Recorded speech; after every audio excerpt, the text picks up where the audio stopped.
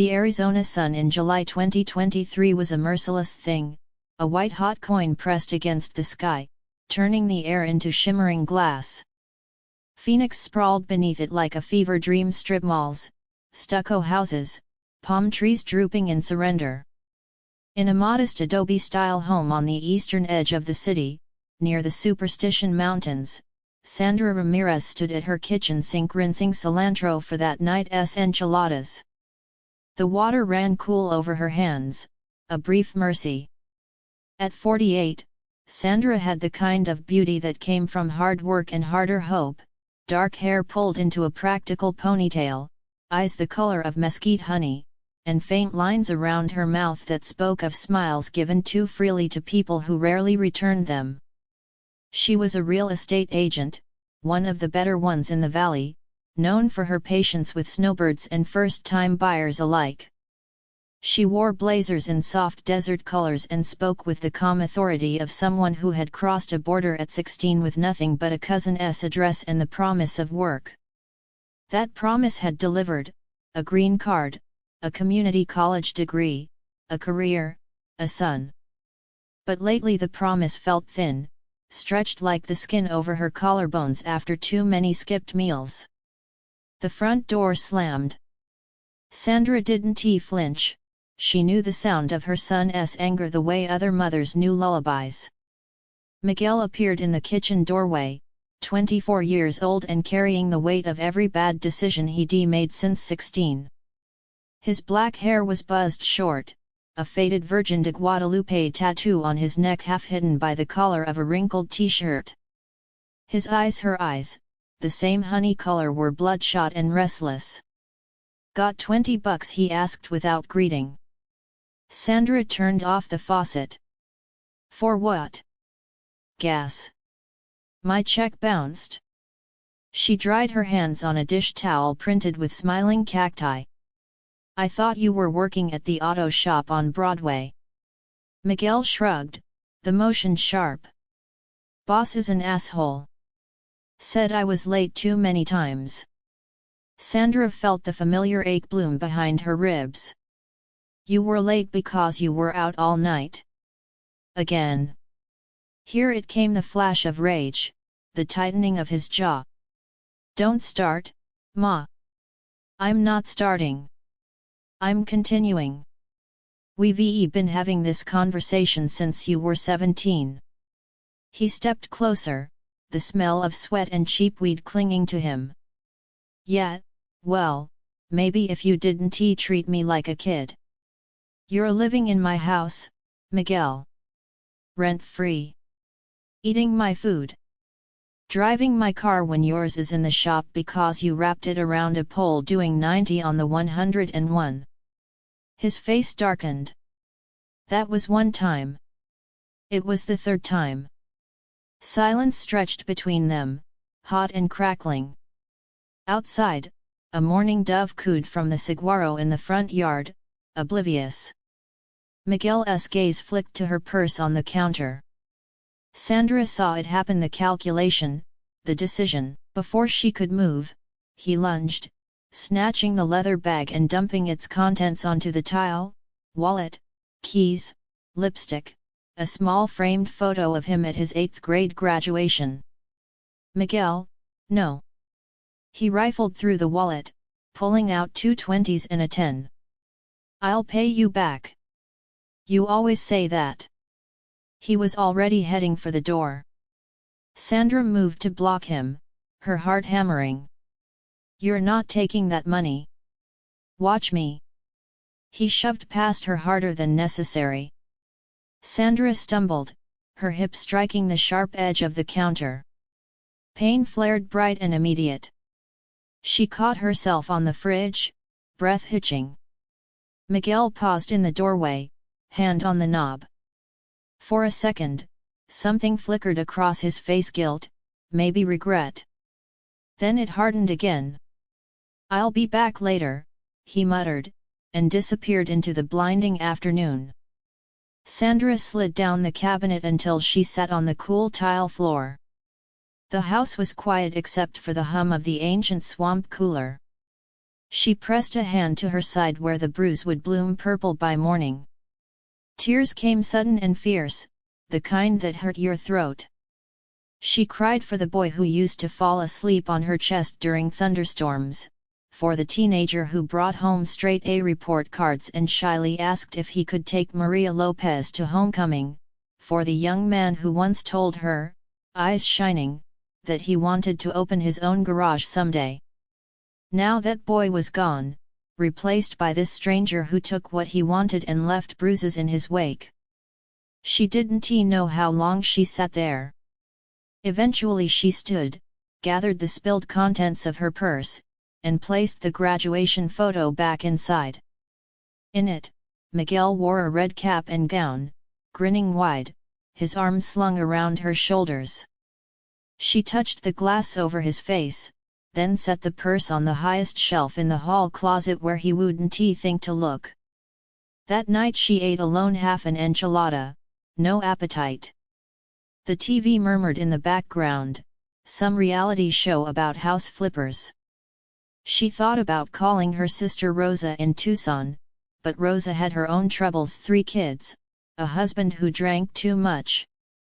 Instead Sandra opened her laptop and scrolled through listings, a 3-bedroom in Gilbert with granite counters, a condo in Scottsdale with mountain views.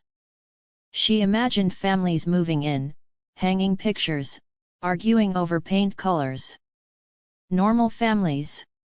Her phone buzzed. A text from an unknown number. Need more? Meet me at the Circle K on McClintock. Now. She knew it was Miguel. She stared at the screen until it dimmed. Then she turned the phone face down and went to bed. The next weeks blurred into a pattern as old as the desert itself. Miguel came and went like monsoon storms, sudden, destructive, gone before you could catch your breath. He brought friends who eyed her jewelry box when they thought she wasn't looking. He played music loud enough to rattle the windows at 3 a.m. He left blood on the bathroom sink after a fight he wouldn't talk about. Sandra kept working. She showed houses in 110-degree heat, smiling at couples who held hands while debating backsplashes. She attended open houses with trays of cookies she baked at midnight when sleep wouldn't come. At night she lay awake listening for the Camry's engine, for footsteps on the gravel driveway, for the click of the door that meant he was home safe. Safe. The word tasted like ash. In August, her cousin Lupe invited her to a wedding in Tucson. Lupe's youngest daughter Marisol marrying a nice boy from Nogales. Sandra almost said no. Weddings made her think of Miguel's father, deported 11 years ago after a routine traffic stop revealed an old warrant. But Lupe insisted. You need family, mija. And dancing. So Sandra drove south on I-10, windows down, ranchera music loud enough to drown thought. Tucson was greener than Phoenix, the Catalina Mountains rising purple against the sky. The wedding was held in a small mission church, then spilled into a backyard strung with popple picado and fairy lights.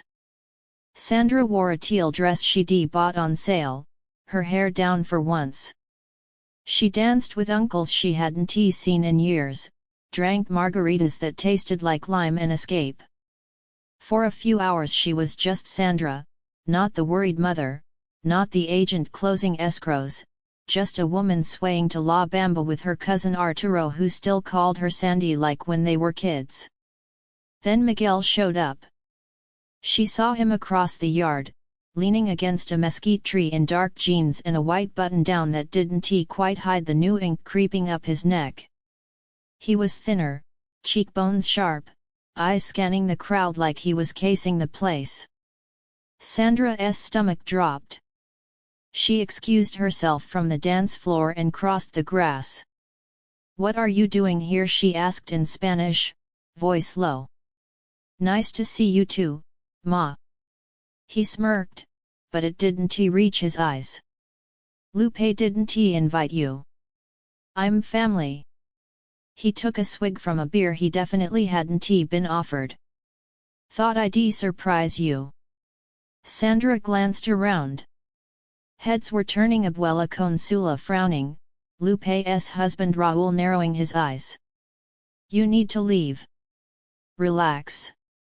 I just want to congratulate the bride. He started toward the tables where Marisol and her groom were cutting cake. Sandra grabbed his arm. Miguel, por favor. Not here. He shook her off harder than necessary. Don't touch me. His voice carried. Conversation dipped. Someone killed the music. Miguel laughed, bitter. See, this is why I don't come to this shit. Everybody looking at me like I'm trash. You're making a scene, Sandra hissed. I'm making a scene. He raised his voice. You're the one dragging me out like I'm some perro callejero. Raul approached, polite but firm. Everything okay, Sandra? Miguel turned on him. Mind your business, Tio. The word Tio dripped with contempt.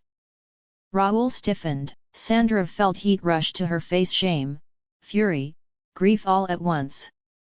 Miguel, vamonos. Now.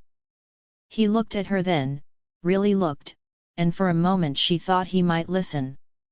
Then someone at a nearby table muttered, Pinche vato, and Miguel exploded. He lunged at the man an older cousin Sandra barely knew, knocking over a chair. Fists flew. Beer bottles shattered. Women screamed. Children started crying. Sandra stood frozen as her family descended into chaos because of her son. Raul and Arturo pulled Miguel off the cousin, whose nose streamed blood onto his guayabera. Miguel struggled, cursing in 2 languages, until someone landed a punch that split his lip. Then, suddenly, he stopped fighting. He sagged in their grip, breathing hard, blood on his teeth. Sandra stepped forward. Let him go. They released him. Miguel wiped his mouth with the back of his hand, eyes avoiding hers. Get in the car, she said quietly. He didn't argue. They drove north in silence, windows up, AC blasting. Tucson's lights faded behind them. Halfway home, Sandra pulled off at a rest stop near Picacho Peak. The night was vast and star-drunk. She turned to him. Why, Miguel, why do you do this? He stared out the windshield. You wouldn't understand. Try me. A long pause. Crickets thrummed outside. I'm in deep, ma. Real deep. These guys I run with, they don't play. Her blood went cold. What guys? He shook his head. Doesn't matter. I owe money. A lot. How much? Enough that running won't help. Sandra gripped the steering wheel until her knuckles whitened. We'll figure it out. I'll sell the house if I have to. No. His voice cracked. You don't get it. They don't want money anymore. They want favors. The word hung between them like smoke. Sandra reached for his hand. He let her take it, his fingers ice cold despite the heat. I'm scared, he whispered. The boy's voice, not the man's. I know, my Joe. I'm scared too. They sat like that until the sky began to pale in the east. Back in Phoenix, things grew worse faster than Sandra could track. Miguel stopped coming home at all. She'd wake to find the back door unlocked, drawers rummaged through. Once she found a backpack under his bed stuffed with cash and a gun she didn't touch. She started carrying pepper spray. She changed the locks. She prayed to the Virgin in the small altar by her bed, lighting candles that burned down to stubs. In September, the call came at 2:17 a.m. Mrs. Ramirez, this is Officer Delgado with Phoenix PD. Your son's been shot. The hospital smelled of bleach and old coffee. Miguel lay in ICU, tubes snaking into his arms, monitors beeping steady but weak. The bullet had entered his abdomen, nicked an artery. He'd lost a lot of blood. Sandra sat beside him for 3 days straight, holding his hand when the nurses allowed it, whispering stories from when he was small, how he used to collect rocks and insist they were dinosaur eggs, how he cried when the goldfish died and they buried it under the lemon tree. On the 4th day, he woke. His eyes found hers, cloudy with pain meds. Ma. I'm here. I fucked up. I know. I didn't want. His voice trailed off. Tears leaked from the corners of his eyes into his hair. Sandra brushed them away. Rest. But he wasn't done. They're gonna come for me. For you too, maybe. Her heart stuttered. Who? He closed his eyes. Doesn't matter. Just. I'm sorry. The detective came later, polite, young, Latino like them. Gang-related, he said. Retaliation for a deal gone bad. Miguel wasn't talking, which was smart, but it also meant no protection. Sandra made calls. To a lawyer friend from church. To a program in New Mexico that helped relocate witnesses. To her boss, asking for time off without details. Miguel was discharged after 2 weeks into protective custody. Sandra packed 2 suitcases, one for each of them, and left the adobe house with its lemon tree and virgin altar and memories stacked like unpaid bills. They drove east in a rental car, destination classified even to her. Somewhere with mountains, the marshal had said, somewhere Miguel could start over.